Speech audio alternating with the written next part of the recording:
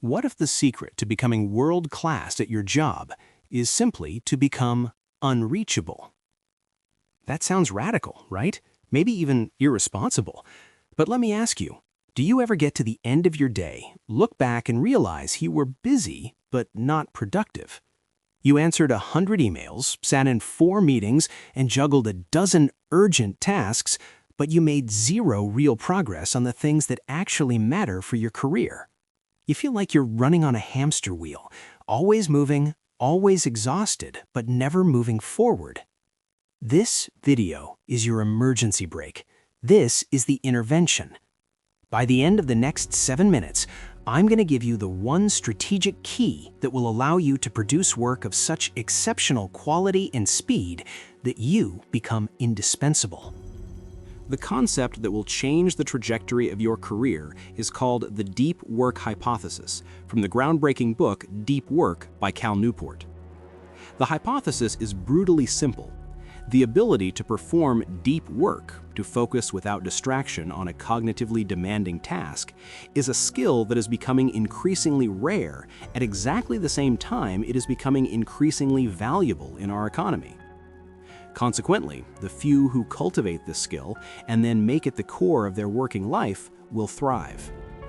Now, that sounds good in theory, but let me show you what it looks like in practice. Meet Jason. A few years ago, he was a financial consultant, making about $40,000 a year.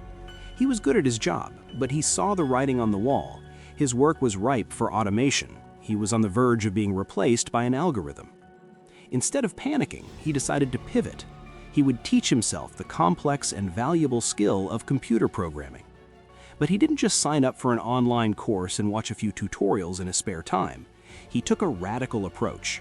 He locked himself away for weeks. No computer at first, just textbooks and a whiteboard. He isolated himself from all digital distractions to pour every ounce of his cognitive horsepower into one singular goal. When he did get on a computer, it was with a purpose.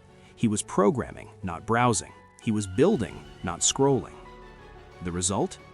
In a matter of months, this average financial consultant transformed himself into a 6-figure software developer at a top tech startup. He didn't just find a new job, he created a new career, a new income bracket, and a new future for himself. He didn't get a new degree or a special certification, he simply mastered the ability to work deeply. That is the power we are talking about. And today, you are going to learn how to apply it. Here is your 3-step playbook to apply the deep work hypothesis and start producing the most valuable work of your life. Step 1. Choose your philosophy. You cannot just do deep work whenever you feel like it. You must architect it into your life. Newport gives 4 models. Pick one. The monastic. This is the Jason Ban approach. You radically cut out all shallow obligations. Think of a professor with tenure who eliminates all committee work to focus on their next book. Extreme, but effective. The bimodal. You divide your time into clear, distinct chunks. For part of the year, or part of the week, you are in monastic deep work mode. The rest of the time, you are accessible and handle shallow tasks. Think of a CEO who takes 1 week every quarter completely offline to strategize. The rhythmic. This is the most accessible. You build a consistent daily habit. You decide that from 8 a.m. to 9:30 a.m. every single morning, you are in deep work mode. The chain of consistency becomes its own source of power. The journalistic. For those on an unpredictable schedule, you fit deep work in wherever you can. A canceled flight becomes a 2-hour deep work session. This requires immense discipline. Don't overthink it. Pick one. The rhythmic model is the best starting point for most of us. Step 2. Ritualize your process. Going deep is not a light switch. You can't just flip from a state of high distraction to a state of high focus. You have to create rituals to signal to your brain that it's time to perform. This could be as simple as clearing your desk, pouring a specific cup of coffee, putting on noise-canceling headphones, and then opening your work. The ritual acts as a runway. It tells your mind, We are taking off now. Your ritual should define where you'll work, for how long, and how you'll work. No ambiguity. Step 3. Execute like a pro. Once you're in the session, your focus is absolute. This means 2 things. First, embrace boredom. The urge to just check your email or social media is a modern disease. When it hits, don't give in. That feeling is your brain rewiring itself. Learn to sit with it.